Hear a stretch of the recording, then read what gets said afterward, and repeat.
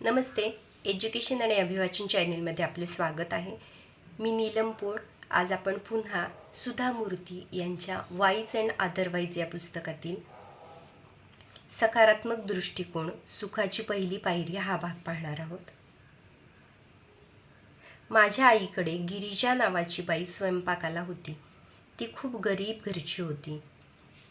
आपल्या खाजगी आयुष्याबद्दल ती कधी एक चकार शब्दही काढत नसे. ती नेहमी हसतमुख असे. अंगावर नीटनेटकी सुती साडी, डोक्यात फुले माळलेली. ती चांगली चुणचुणीत होती, समाधानी होती. स्वयंपाकघरात काम करत असताना गाणी गुणगुणण्याची तिला सवय होती. आमच्या सर्व मागण्या ती अगदी हसतमुखाने पुरवायची. तिला मी दुःखी चेहऱ्यानं कुरकुर करताना कधी पाहिलं नव्हतं. तिच्याविषयी आम्हाला फक्त एकच गोष्ट माहीत होती, ती म्हणजे तिच्या नवऱ्यानं तिला आणि त्याच्या मुलाला टाकलं होतं. शिक्षण नाही, काही नाही, लहान गावात दुसरं काय करणार, म्हणून तिनं हे स्वयंपाकाचं काम धरलं होतं. आमच्या ओळखीचा एक वसंत म्हणून गृहस्थ होता. मित्रच होता तो. घरी कायम जाणं येणं. तो एका मोठ्या आंतरराष्ट्रीय कंपनीत वरिष्ठ अधिकारी होता. नेहमी कशा कशाविषयी तक्रार करत राहण्याचा त्याचा स्वभाव. तो कधी आमच्याकडे आला की आमच्या घरचं वातावरण बिघडून जायचं. माझा मुलगा 12वीत आहे पण काही अभ्यास करत नाही, तो एकदा तक्रारीच्या सुरात म्हणाला. त्याचा मुलगा खरं म्हणजे खूप हुशार होता, मेहनती होता, हे मलाही माहीत होतं. मग त्याचे वडील कशाबद्दल तक्रार करत असावेत? भारतातील प्रतिष्ठित म्हणून गणल्या गेलेल्या इंडियन इन्स्टिट्यूट ऑफ टेक्नॉलॉजी संस्थेत प्रवेश मिळवण्यासाठी देशभरातून अक्षरशः लाखो मुले प्रयत्न करत असतात. एखाद्या मुलावर परीक्षेच्या वेळी अतिरिक्त मानसिक ताण आला व त्यामुळे त्याचे 5 मार्क जरी कमी झाले तरी गुणवत्ता यादीत त्याचा क्रमांक त्यामुळे कितीतरी खाली जाऊ शकतो. आपण आपल्या मुलांना चांगला अभ्यास करण्यासाठी जरूर सांगावे, पण त्याने इतरांच्या पुढे जावे, त्यांच्याहून जास्त गुण मिळवावे म्हणून काही आपण त्यांच्यावर दडपण आणणे योग्य नव्हे. असाच हा वसंत पुन्हा एकदा आमच्या घरी आला होता. यावेळी त्याच्या तक्रारीचं कारण वेगळंच होतं. 5 वर्षापूर्वी मी जमीन विकत घेतली आणि आता ती मी विकायला लागलो तर त्याला फारशी किंमत मिळत नाही.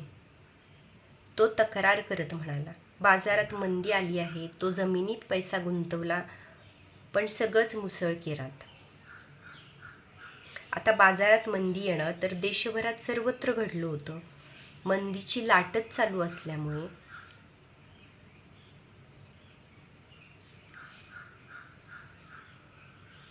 ज्यांनी या बाजारपेठेत पैसे गुंतवले होते त्या सर्वांचेच नुकसान झाले होते.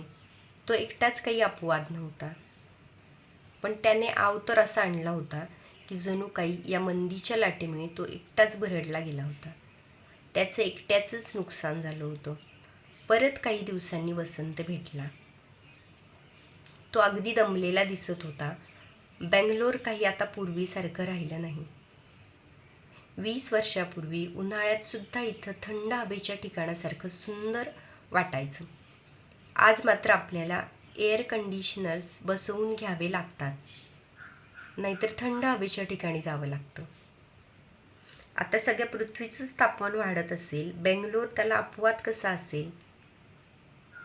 असंच एक दिवस घरात गिरिजा आणि मी अशा दोघीच असताना मी तिला विचारलं, गिरिजा, तुझा नवरा कुठे आहे ग?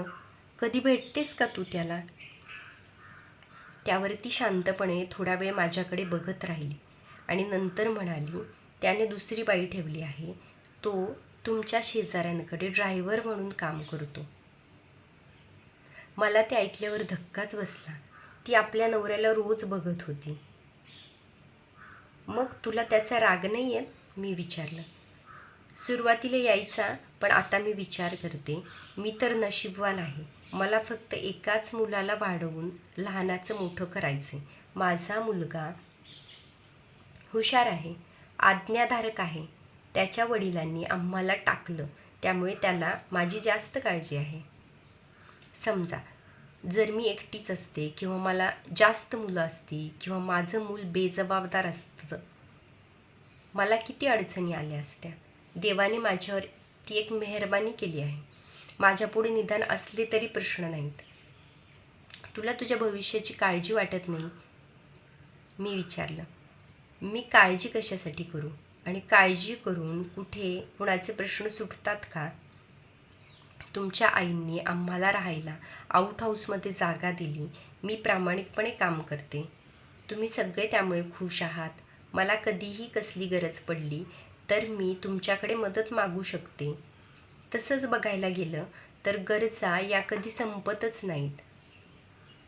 पण माझा मुलगा जेव्हा मोठा होईल तेव्हा तो आपल्या बापासारखा वागणार नाही, कारण त्याने मला त्रास सोसताना पाहिले.